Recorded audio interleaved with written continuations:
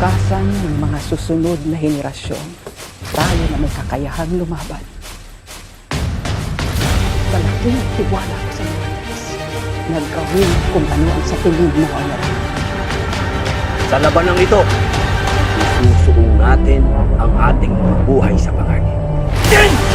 Ang mga sedula nyo! Mabuhay ang katipunan! Mabuhay ang revolusyon! Cry of Katipunan, Pugadlawin. The Philippine Revolution against the Spanish Empire began with the shout of Pugadlawin or Sigaw ng Pugadlawin. In rejection of their alliance to Spain, community tax certificates or cedulas personales are torn up in the shouting. The phrase Viva la Independencia Filipina is also used to describe the cry. Nationalistic cries literally accompanied this. Who? Dr. Pio Valenzuela. July 11, 1869 to April 6, 1956. Claimed that the cry of Katipunan was at Pugadlawin. As for the Philippines' independence from Spanish colonial rule and started the Philippine Revolution by joining the Society of Katipunan. A close friend of Dr. Jose Rizal and Andres Bonifacio, who is famous for acting as the heroes go-between in a disastrous scheme that would have produced the greatest political team in the Philippine history. He refused to call the election in 1896 because he wanted to follow Rizal's advice. Based on his memoirs, he organized the event that transpired during the period when Katipunan members were making plans for revolutions. Valenzuela said he is the one who suggests the name Kalayaan or Freedom for the publication. He suggested that they place the name Marcelo H. Del Pilar as the editor of Yokohama, Japan as the place of publication. The intention is to mislead Spanish authorities. According to Bonifacio, the Katipunan had no more than 300 members from the time of its foundation on the night of July 7, 1892 to January 1, 1896. However, from the middle of March, when the first issue of Ang Kalayaan appeared to August 1896, or a period of 5 months, this was due to the people's reaction to the periodical. When and where Apolionio Samson's house was visited by Andres and Procopio Bonifacio, Teodorio Plata, Emilio Jacinto, and Aguedo del Rosario on August 19, 1896. On August 20, 1896, Valenzuela arrived in Kangkong. On August 23, 1896, over 1,000 members of the Katipunan met and held a lengthy debate in the home, storehouse, and yard of Juan Ramos, the son of Melchora Aquino, Pugadlawin. Following the tumultuous gathering, many of those in attendance tore off their cedulas and shouted, "Long live the Philippines!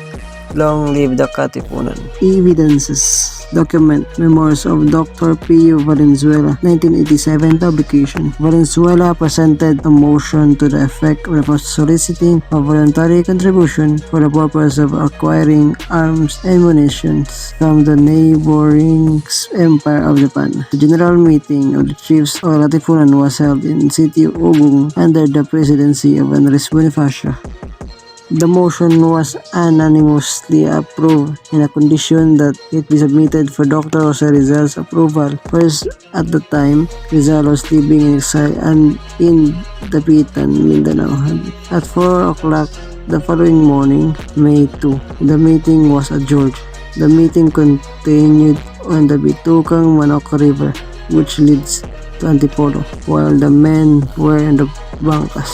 A voting was held to choose the person who would travel to the Pitan to consult Dr. Rizal.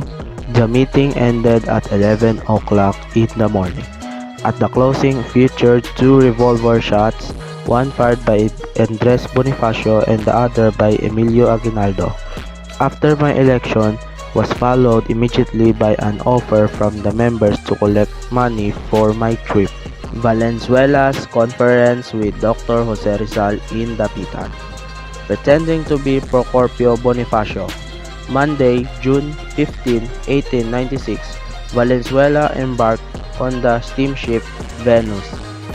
He was joined by Rufino Magos, a deck passenger, and Raimundo Mata, a blind man from Barrio Binacayan, Kawit, Cavite. Josephine Bracken, common law wife, Narcisa Rizal, sister, and Angelica Lopez were passengers on the same ship, Nace.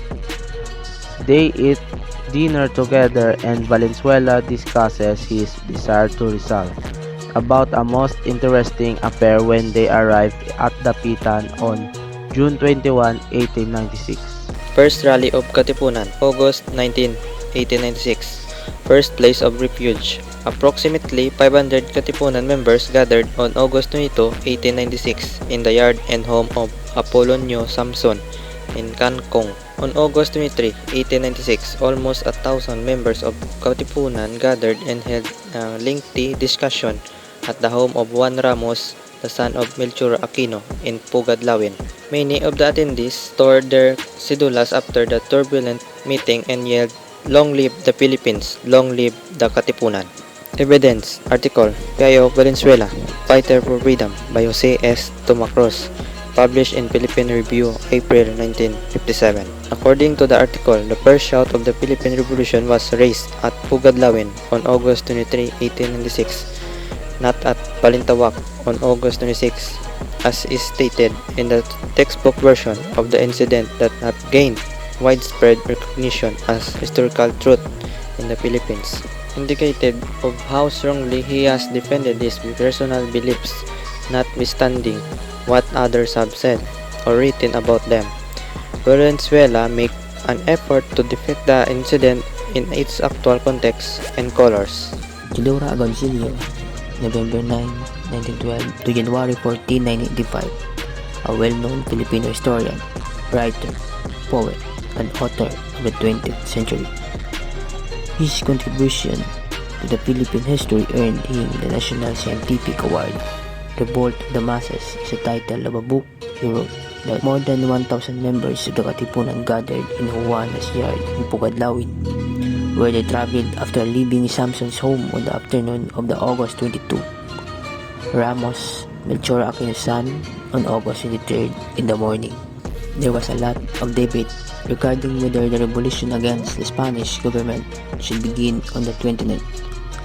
Only one man objected, but his position was overruled. Brother, it was decided to carry out the plan or rebel. My brothers, do you promise to denounce the government that oppresses us? Bonifacio said after making the announcement.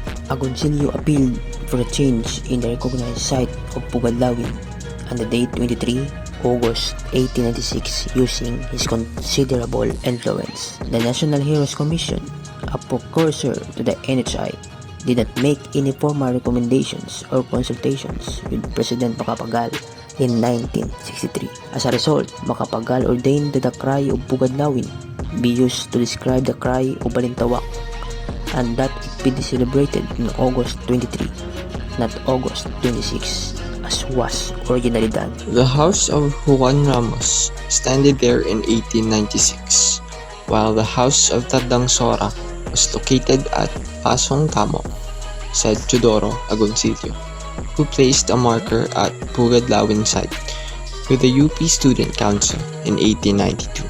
The Pugadlawin Historical Committee was established on June 30, 1983 by Quezon City Mayor Adelina S. Rodriguez to determine the location of Juan Ramos's residence at Pugadlawin. The NHI file on the committee's findings show the following. Squatter colonies were residing in Pugadlawin in Barangay Buhay, Toro, as of August 1983. The NHI think that looking for Juan Ramos's house rather than Tandang Sora's was the right move. However, Juan Ramos's previous residence was identified with clarity. Primary source. Approximately at the same time as this commemoration, in 1928 or 1929, Valenzuela, Pantas, and Capriano Pacheco issued a joint statement to the effect that cry had taken place not in Balintawak where the monument had been erected, but in the place known by the name of Pugadlawin or PUG.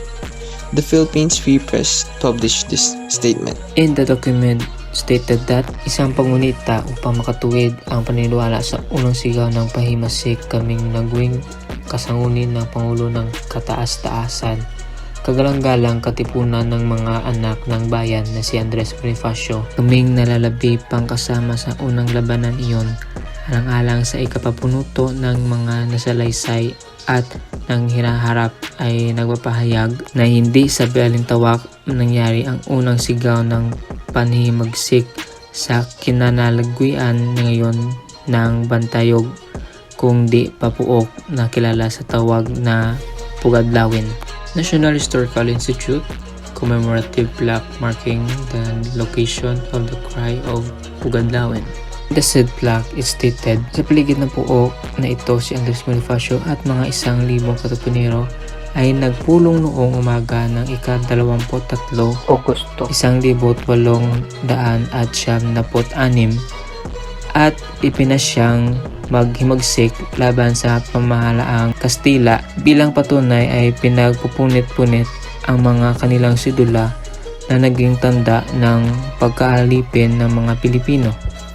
Ito ang kaunang-unahang sigaw na bayang api laban sa bansang Espanya na pinatibayan sa pamamagitan ng paggamit ng sandata.